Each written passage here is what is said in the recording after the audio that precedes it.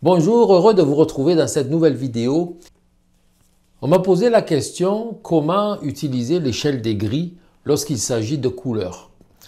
Lorsqu'il s'agit de couleurs, l'échelle des gris, à quoi ça sert? Eh bien, ça va servir simplement à, comme pour dans le noir et blanc, donc évaluer les valeurs. On parle ça une échelle de gris, ou on appelle ça aussi une échelle de valeurs. Évaluer les valeurs que nous avons sur notre sujet, sur le modèle par exemple, qu'on souhaiterait dessiner ou peindre, pour placer sur notre dessin ou notre peinture exactement les mêmes valeurs. Ça sert à ça. Souvent, ce qui se passe, c'est que on fait un dessin ou on fait un tableau, on fait une peinture, puis après, à un moment donné, on s'aperçoit que c'est trop plat, ça manque de volume, ça manque de profondeur. C'est souvent parce que les valeurs n'ont pas été respectées. Les clairs ne sont pas assez clairs, les foncés ne sont pas assez foncés. Et c'est souvent ce qui arrive parce que la plupart des gens ne vont pas oser foncer suffisamment les parties vraiment les plus foncées. Et alors, l'utilisation de l'échelle de valeur, ça va nous permettre de nous rendre compte de combien, ah oui, j'ai pas suffisamment foncé, il fallait que je fonce plus. Alors, on va le voir. On va d'abord faire un petit exercice comme ça, en noir et blanc, puis après, on va le faire en couleur. Supposons que j'ai à reproduire ce dessin ici. Je ne reproduirai pas le dessin parce que ça va prendre du temps, mais je vais juste vous montrer comment aller chercher les bonnes valeurs de ces couleurs-là. Si la photo était en noir et blanc, ça serait facile. Je la mets à côté, comme ça, je regarde ça, bon, c'est trop clair, trop foncé, c'est facile, mais là, elle est en couleur. Alors comment transférer, on va dire, la perception de la couleur en valeur noir et blanc? Eh bien, il va falloir faire un exercice, c'est lorsqu'on va appliquer l'échelle des valeurs, comme par exemple ici, si je veux chercher cette couleur-là, c'est quoi la valeur de cette couleur-là? Je me mets comme ça dessus, j'applique les gris proches de cette zone et je plisse mes yeux, je regarde à travers mes cils. Ok, bon, alors là, le 5, c'est sûr, c'est trop foncé. Le 2 est trop clair. Le 3, entre le 3 et le 4, je dirais c'est le 4 qui est le plus proche. Le 4 est plus proche de cette couleur-là. Vous voyez, alors le 4, si je voulais représenter ça ici, bon, admettons, j'aurais fait mon dessin, ça serait fini, et puis je serais en train de remplir on va dire, les intérieurs. J'essaierai de refaire cette valeur-là avec du noir et blanc. Ça va être assez facile parce qu'ici, je l'ai la valeur, je vais pouvoir la comparer. Mais c'est difficile de bien l'évaluer si on n'utilise pas l'échelle des valeurs parce que là, le blanc autour m'influence sur cette couleur-là. Vous voyez, c'est beaucoup trop clair, on peut foncer encore un peu.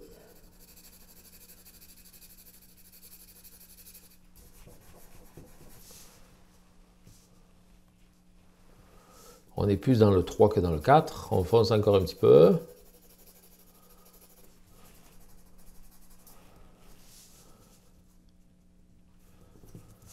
Encore un petit peu.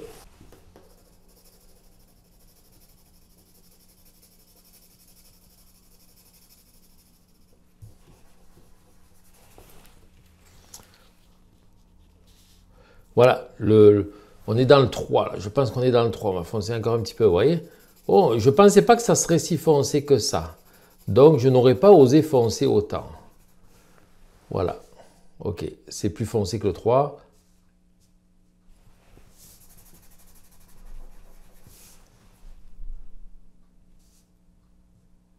On est là, on est dans le 4. Je dirais peut-être un tout petit peu trop foncé. Je l'estompe encore un peu avec mes doigts propres. Voilà. C'est ça.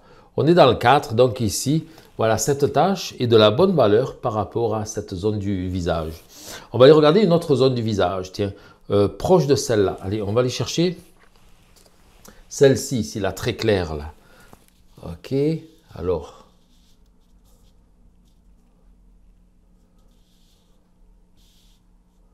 Le 3 est plus foncé, le 2 est pareil. Voilà, c'est du 2. Donc ici, c'est du 2. Je vais aller chercher un crayon beaucoup plus sec. On va aller faire du 2. On va le mettre ici.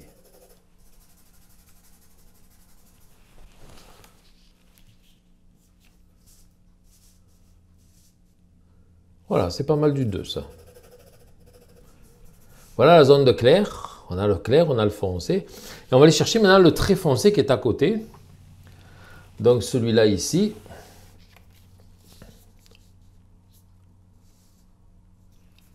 Je plisse mes yeux, je regarde à travers mes yeux. Est-ce que c'est du 6? Le 5, vous voyez, je pense que le 5 est plus clair que ça. C'est du 6. Le 7 est plus foncé, c'est du 6. Voilà. Donc je vais prendre un crayon plus grand à nouveau. Et là, on va faire du 6.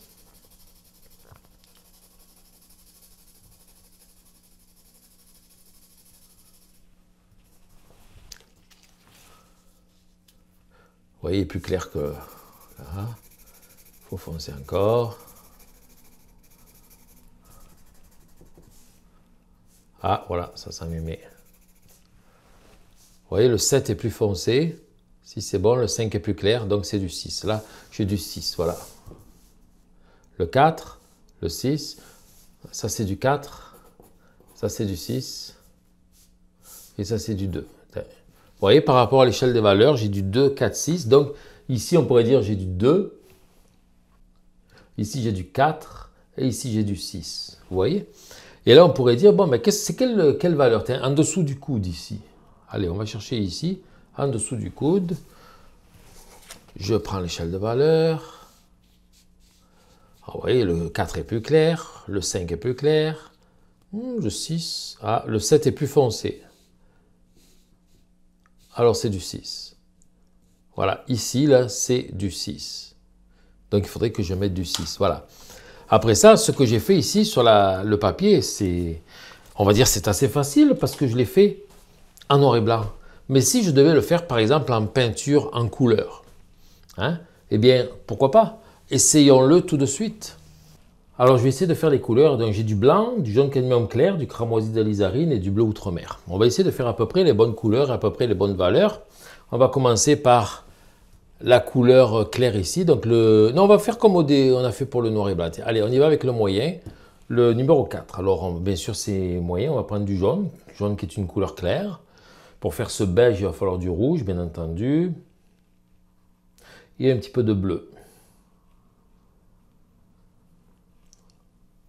Voilà, nous avons déjà une couleur qui est relativement claire.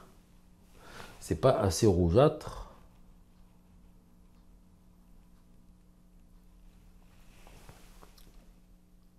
Voilà, j'ai ici une couleur qui est relativement proche, mais elle me paraît ici trop foncée. Je vais mettre un petit peu de blanc. On n'a pas mis de blanc encore, je vais en mettre. Voilà. Je l'approche encore. Elle ressemble pas mal. Je vais la mettre ici au-dessus du 4.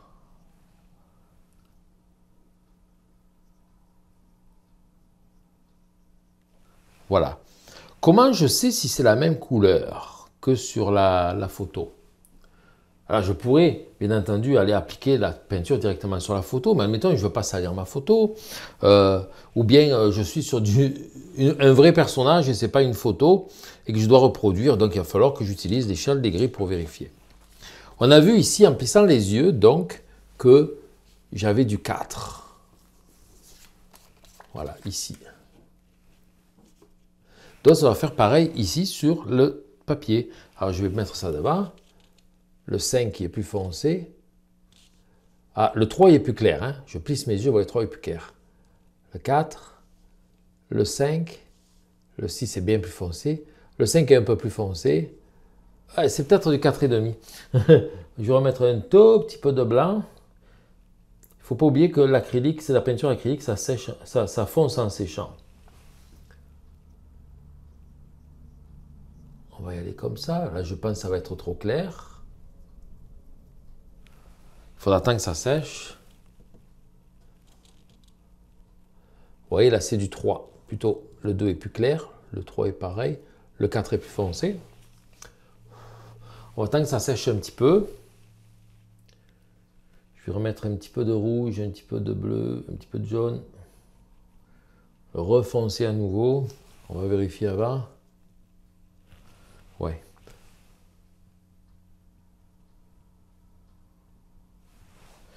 La première couleur, je pense qu'elle était mieux. J'ai fait un petit abus de blanc. Pas grave. Vous voyez, c'est un exercice que vous pourriez faire vous aussi. De cette façon, ça va vous permettre de... Je vérifie avant d'en remettre plus. Voilà, un tout petit peu. C'est très, très, très minime.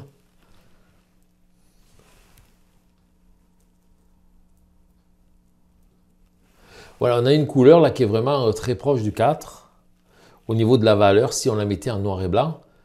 Et puis voilà, je vais faire, là je suis sur le direct, mais au montage vidéo, je vais essayer de mettre l'image en noir et blanc, puis on va voir si ça apparaît comme tel ou non. Ça va être la révélation et on va savoir si j'ai eu tort ou si j'ai eu raison.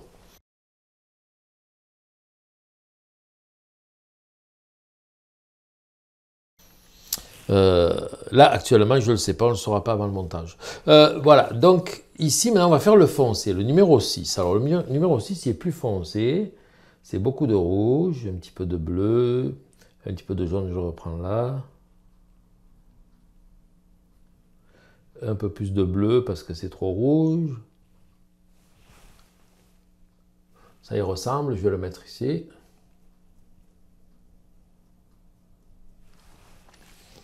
Je reprends l'échelle des gris. 6. Ah, le 5 est plus clair, c'est sûr. Le 7 est plus foncé, c'est sûr. Je pense que le 6, je l'ai pas mal eu du premier coup. Voilà. Voilà la couleur numéro 6. Qui serait vraiment plus semblable à elle. Et la très claire, qui est la couleur numéro 2. On va prendre beaucoup de blanc. Un petit peu de jaune. Un petit peu de ce beige-là. Oh, c'est trop rose, ça. Du blanc. Du jaune. Un petit peu de ce rose-là, mais beaucoup de jaune surtout.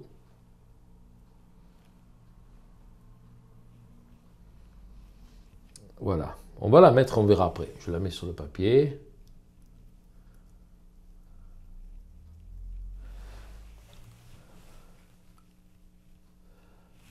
Et on évalue.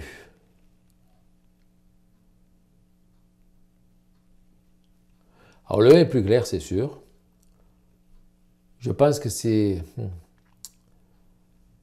Je pense que c'est bon. Le 3 est plus foncé. Le 2, il est plus clair aussi. Il est trop foncé, donc je remets un peu de blanc. Je remets un peu de blanc. En fait, le 1, ça serait du blanc pur. Donc 2, c'est vraiment très clair. Ah voilà, là on l'a. Voilà le 2. 1, 2, 3. C'est bon, c'est du 2. Voilà. Donc là, on a du 2 à gauche. On a du 4 ici. Et on a du 6 ici. Voilà. Donc, de cette façon-là, ça me permet de vraiment, avec l'échelle de valeur, de me rendre compte si mes couleurs sont de la bonne valeur. Voilà, donc ça c'est un petit exercice que je viens de faire, mais normalement, si vous n'arrivez pas à obtenir des tableaux qui sont suffisamment contrastés, qui représentent suffisamment bien les volumes et les profondeurs dans un tableau, c'est qu'il y a certainement un problème au niveau des valeurs. Et alors, faites-vous ou achetez ou trouvez une échelle des gris, je vous expliquerai ça plus tard, une échelle de valeurs comme ça, et utilisez-la. Essayez de toujours vérifier si vos valeurs sont exactes et sont bonnes entre le sujet, le modèle que vous utilisez et le tableau que vous êtes en train de faire. Vous pouvez faire des petits exercices comme je viens de faire là. Prenez une photo puis essayez de reproduire des couleurs et des valeurs comme celle-là. Mais c'est encore mieux si vous le faites, si vous faites ces vérifications-là au moment où vous faites votre tableau. Il est évident que des fois la peinture est trop fluide. Une première couche où on voit la toile à travers, c'est bon, c'est normal que les valeurs ne soient pas correctes. Mais lorsqu'on est en deuxième couche ou lorsqu'on a fini ou presque fini le tableau, il est important d'avoir les bonnes valeurs. Et rappelez-vous que la plupart du temps, la plupart des gens, la plupart des personnes, peut-être vous aussi, n'osent pas suffisamment foncer les foncés. Ça, c'est classique. Je l'entends souvent à l'atelier quand je viens retoucher le tableau d'un élève qui a eu du mal à foncer suffisamment. Je prends le pinceau, je fais la couleur, je mets sur la toile et l'élève me dit « Oh mon Dieu, j'aurais jamais osé faire ça ». Et oui, mais pourtant, il faut le faire puisque c'est ça qu'il y a sur la photo. C'est ça qu'il y a sur le modèle, donc il faut le faire. Et il faut oser le faire, voilà. Alors voilà, une échelle des valeurs, ça c'est une échelle des valeurs que j'ai faite à l'ordinateur avec Photoshop. Vous pouvez le faire assez facilement si vous avez Photoshop ou GIMP ou ces choses-là. Sinon, j'en ai une ici que j'ai faite à l'aquarelle. Alors elle s'applique surtout à l'aquarelle parce que les couleurs sont un peu plus pâles, c'est plus transparent. J'en ai une autre ici que j'ai faite à la gouache. Vous pouvez la faire à la gouache, à l'acrylique, c'est comme vous voulez. Et encore une que j'ai faite au crayon à la mine, simplement au crayon ordinaire. Vous voyez, toujours de 1 à 10. C'est un outil indispensable, un outil très pratique d'ailleurs. Lorsque vous achetez un cercle chromatique comme ça, une roue des couleurs, vous voyez ici, là, vous avez les grilles ici et là, l'échelle des valeurs, vous l'avez. Ici, c'est encore de 0 à 10, je pense, c'est ça, oui, 0 à 10. Non, 1 à 10. Le 1 est le noir, étant le noir, et le 10 est le blanc. Alors que moi, ici, j'ai fait l'inverse. C'est le 10 qui est le noir et le 1 qui est le blanc. Mais c'est pas grave.